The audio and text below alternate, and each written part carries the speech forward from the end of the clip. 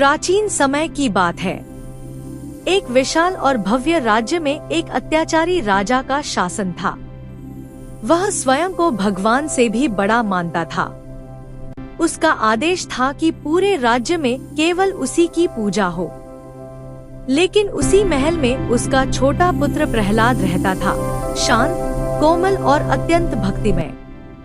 वह हर समय भगवान विष्णु का नाम जपता था।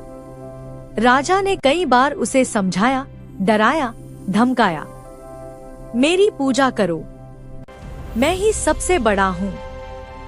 पर प्रहलाद फोल्डेड हैंड्स के साथ शांत स्वर में कहता, पिताश्री, भगवान हर जगह है, वही सच्चे स्वामी हैं। राजा क्रोधित हो उठता। उसने प्रहलाद को ऊंची पहाड़ी से गिराने की कोशिश की, पर जैसे ही बालक गिरा, अदृश्य हाथों ने उसे थाम लिया। वह सुरक्षित नीचे आ गया। सैनिक भयभीत रह गए। फिर उसे अग्नि में बैठाया गया। चारों ओर भयंकर लपटें उठीं, पर प्रहलाद की आंखें बंद थीं। होंठ-होंठ पर भगवान का नाम था। अग्नि की ज्वालाएं उसे छू भी न सकी। वह सुरक्षित बाहर आ गया। राजा का क्रोध अब सीमा पार कर चुका था। उसने एक दिन महल के विशाल स्तंभ की ओर इशारा करते हुए कहा, क्या तेरा भगवान इस स्तंभ में भी है?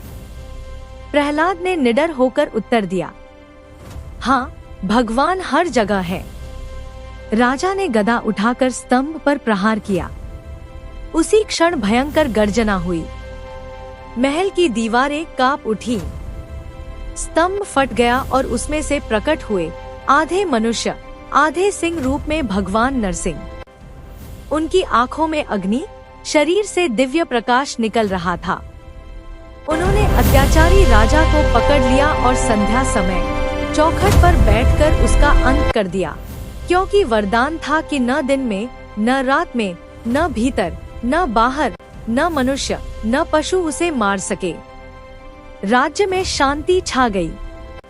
फिर वही उग्र नरसिंह रूप धीरे धीरे शांत हुआ। उन्होंने प्रेम से छोटे प्रहलाद को अपने विशाल हाथों में उठा लिया।